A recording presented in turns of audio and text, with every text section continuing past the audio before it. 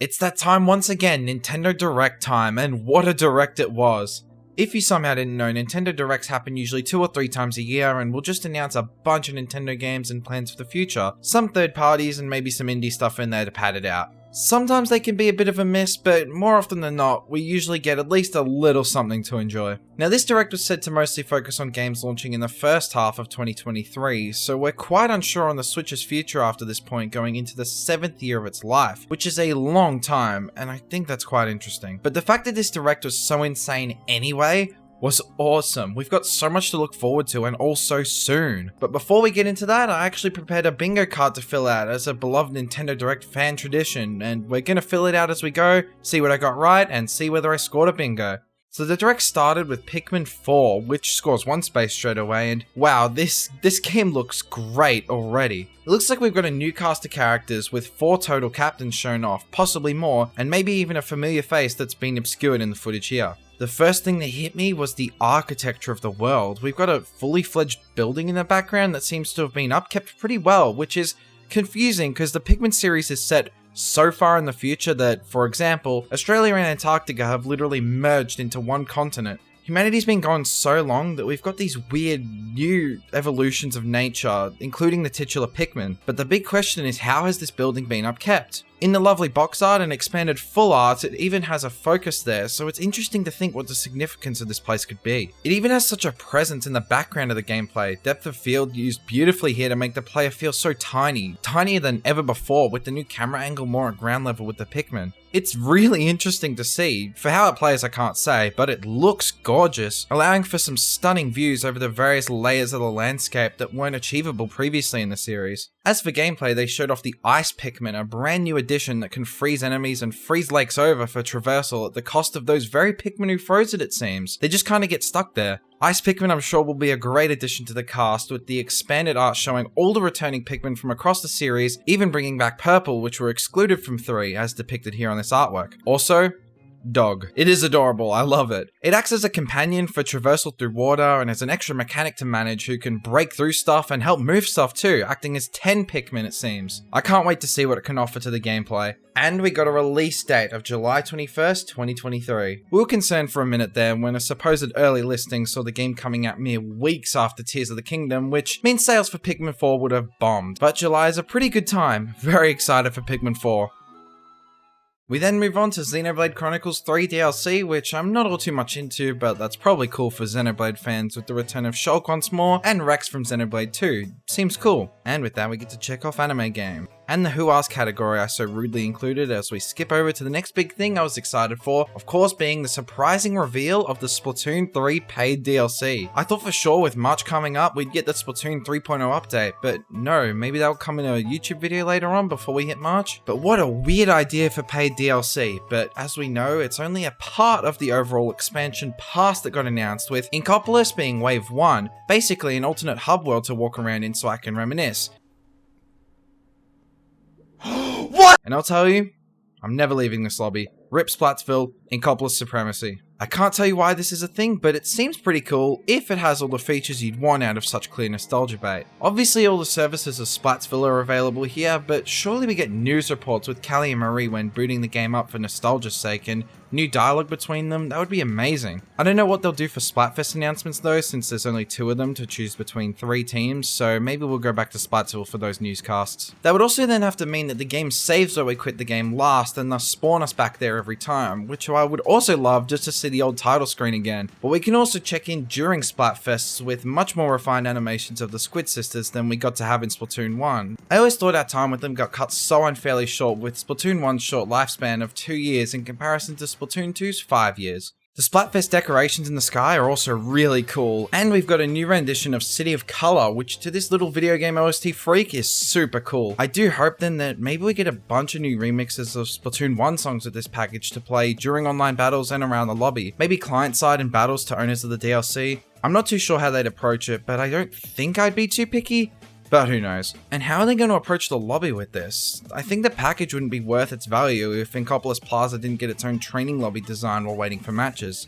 I think it'd be pretty cool if it got one. Also, there's the arcade cabinet outside. Does that mean we get the games back? I'm actually really happy with such a strange aesthetic change for pure fan service because I'm a freak Splatoon fan. This is my childhood and it's so good to be able to play the best Splatoon game ever from the OG Inkopolis Plaza. Kinda makes sense in game-wise too, because there are maps that are available that are quite far away in regular Inkopolis, you know, the original Splatoon 1 and 2 maps, so of course Inklings would need to hang around somewhere before those battles outside of the Splatlands. It's certainly a weird thing, and most normal people wouldn't see much appeal in it, but I don't think you're supposed to. It's a small part of the expansion pass meant for freaks like me. I'm really happy they wanted to do something like this for us, personally. Also, Fred Crumbs. Fred Crumbs. But as for that other part of the announcement, wow, they showed us so much, but so little. It's always so fun as a Splatoon fan, literally knowing nothing ever. So, this is the big part of the expansion pass, the large-scale DLC called the side order, you know, like a pun on food, a side order of fries or something. But if you think about it, it becomes side order. Like as in Chaos versus Order. What could that mean? We had the victory of Team Chaos dictate the entire new setting of Splatoon 3. Chaos is legally better than Order according to Splatoon rules, hence the Splatlands and more chaotic gameplay overall. So what is this? It's very interesting to say the least. It's the weirdest we've ever seen a Splatoon trailer get, and the teasiest. The music is weird and it has these bizarre, blurry, disjointed images intercutting a panning shot of an Octoling in all white, possibly Agent 8? As they stand in a fully bleached and weirdly reconstructed Inkopolis Square, the lobby from Splatoon 2. This is so bizarre, but it has so much potential, and I have no idea what it is. We could be exploring Octoling sanitization, escaping the oppressive Octarian society underground, shutting it down completely. Who the hell knows what this is? There appears to be coral everywhere and uneven ground, possibly sand, but it's all just bleached of color. Very intriguing. Next up, we finally get a release date for Advance Wars. Not exactly my thing either, but the fact that the game just up and vanished for a year after certain real-life events, I'm glad it's coming to those who are anticipating it. We also get Kirby's Return to Dreamland Deluxe, a Wii game remake that seems to be adding a lot. Glad for Kirby fans that they are constantly eating so well. And we also got Game Boy for NSO, so that's pretty cool, with original Game Boy, Pocket, and color filters for the games, as well as GBA games for the NSO expansion pass. Now I still can't justify getting the expansion pass for myself, but it was still pretty cool to see, and I was worried for a second there that I wouldn't be able to cross off this bingo square. And then, out of nowhere, Metroid Prime Remastered, which looked just amazing. I've never played Metroid Prime, but ever since Prime 4's announcement, I really have considered it. It looks stellar, not just a simple upscaling of resolution. It looks like it has way more details, textures, and animations, and all sorts. It looks really good. And it got shadow dropped digitally on the eShop on the same day. But I'm looking at that price point and this game is looking really good. I might just pick it up once I'm done with this video. And it sounds like it has amazing music.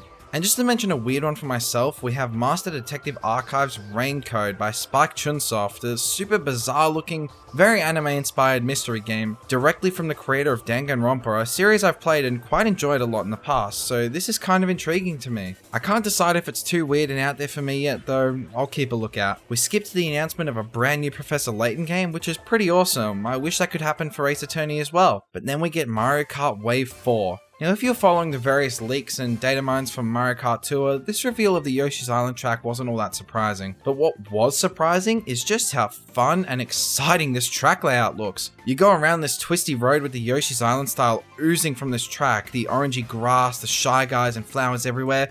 These Shy Guys are on stilts and there's this big fella in the water. We've got an original Yoshi's Island themed starting line with a logo on it with berries on a bush above it resembling Yoshi's house from the first area of Super Mario World. But the track just keeps going. Past all the weird creatures from Yoshi's Island, we see a water area tucked away in a forest. This is just a great idea for a course in its own right, but the fact that it's in the beautiful Yoshi's Island and in its style makes this so good. Once you break out of the forest and the water, you go up and around a volcano to shoot up into the clouds, and then on the way down, if you hit the little floaty question mark thing, it can uncover a hidden path that can get through the classic flower ring at the end of the level, where we also get to see that the coins in this track have little Yoshis on them. It's all just like the other crossover tracks with Zelda and Animal Crossing, but one that was just so obvious, and I think they knew they had to get this one right, and they definitely did. It looks like a load of fun, but that wasn't even the half of it. They're adding characters to the Booster Course Pass, which is huge. It says it's just the one this time around with Birdo, but they come with a bunch of alternate colors, just like Yoshi and Shy Guy.